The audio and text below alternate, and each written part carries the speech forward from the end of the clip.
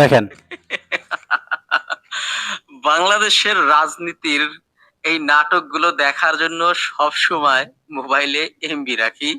সমাজের কিছু জেনজির মুখের ভাষা বা মনের কথা এইটা দেখেন।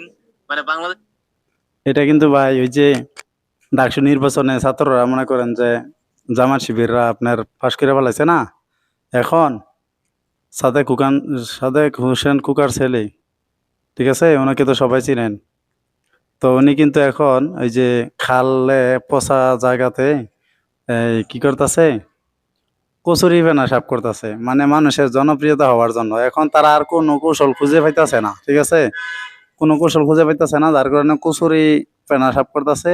তাহলে মনে হয় যে মানুষের আস্থা অর্জন করতে পারবে, কখনো না। এটা দেখা যাবে সময় মতন, কচুরি ফেনা সাফ করে কোনো কিছু করতে পারবেন না, বুঝছেন, এটা জানিয়ে রাখেন।